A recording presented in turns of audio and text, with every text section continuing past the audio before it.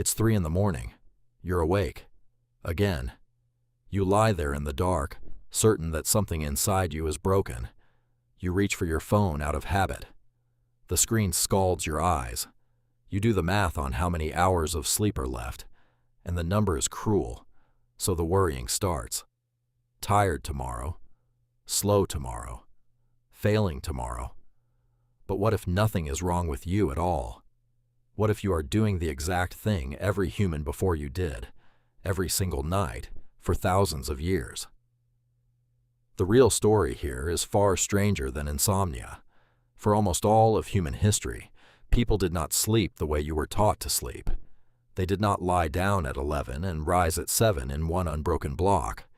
They slept in 2 shifts, 2 separate sleeps, with a quiet island of wakefulness floating in between them.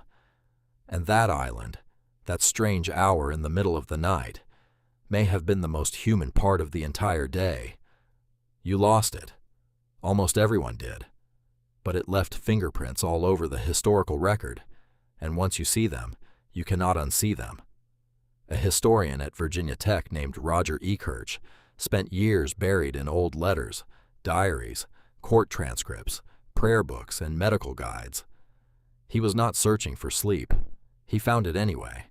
Again and again, across centuries and across languages, the same 2 phrases kept surfacing in the writing of ordinary people. First sleep, second sleep. Nobody stopped to explain them, because nobody needed to. Everyone already knew. Think about what that means. A phrase only goes unexplained when it is completely ordinary. By the time Kirch had finished gathering his evidence, he had found more than 500 separate references to this divided night, in English, French, Italian, Latin, and more. People wrote, "first sleep," the way you would write "after dinner." It was not a theory. It was simply the shape of the night. So what actually happened in the space between the 2 sleeps? People woke, gently, without an alarm and without fear. And then they lived for an hour or 2 inside the dark.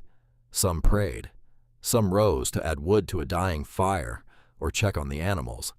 Some talked quietly with whoever lay beside them. Some stayed still and let their minds wander back through the day. The old manuals of the time even gave instructions for these waking hours, and physicians of the era believed the pause between sleeps was good for the body.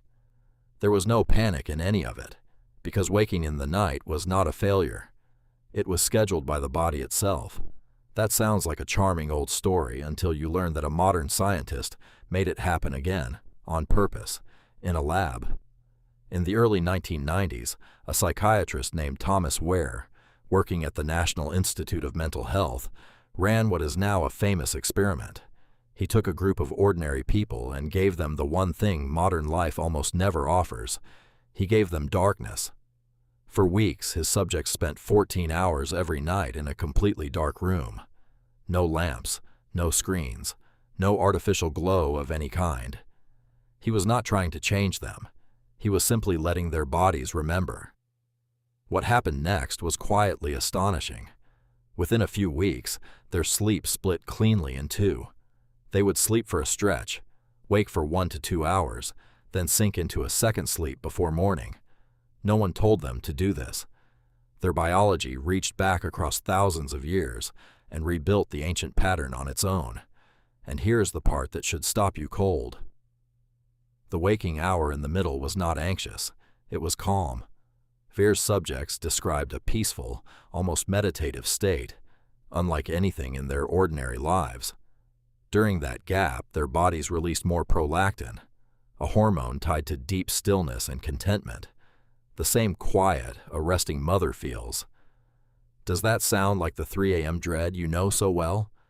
It is the precise opposite. Same waking hour. Completely different experience. So here's the uncomfortable question. If waking in the middle of the night is natural and can even feel peaceful, why does yours feel like a small emergency? The answer is light. Specifically, the light you invented. For nearly all of human existence, when the sun went down, the world went truly dark.